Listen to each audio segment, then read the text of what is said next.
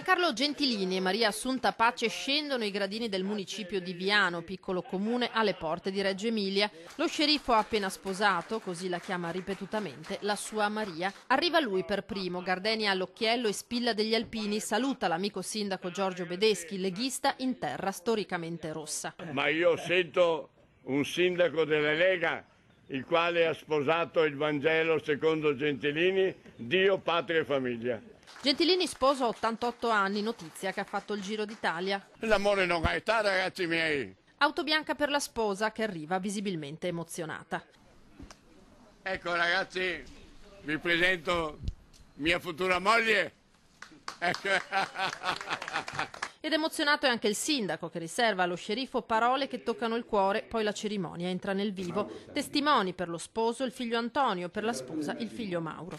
Lei, signor Giancarlo Gentilini, intende prendere per moglie la qui presente Maria Assunta Pace? Sì. Lei, signora Maria Assunta Pace, intende prendere per marito il qui presente Giancarlo Gentilini? Sì.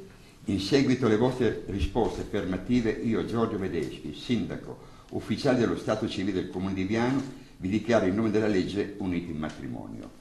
Cambiatevi le fedi. Lo scambio delle fedi, Giancarlo e Maria che si stringono la mano, ma ai presenti non basta.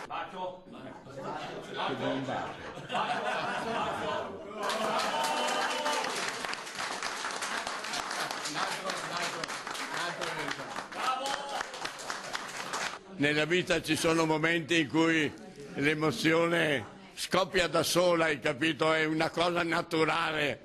E quindi io sono un sindaco con una scorza dura, ma sotto sono un romantico, uno che ama le donne e specialmente oggi amo Maria. L'uscita, le foto, la passeggiata mano nella mano verso il ristorante. Felice perché sta andando tutto bene, ho ricevuto anche i complimenti da tutti e per cui è una giornata molto bella e felice. Cosa vuoi? Io ho i figli, ho gli amici, ho l'amore, cosa voglio di più? Grazie per questa dimostrazione d'amore, dice lo sceriffo, che alle telecamere affida il saluto ai trevigiani. Carissimi telespettatori, qui che vi parla è lo sindaco sceriffo numero 1, il quale oggi ha aperto il cuore alla sua Maria.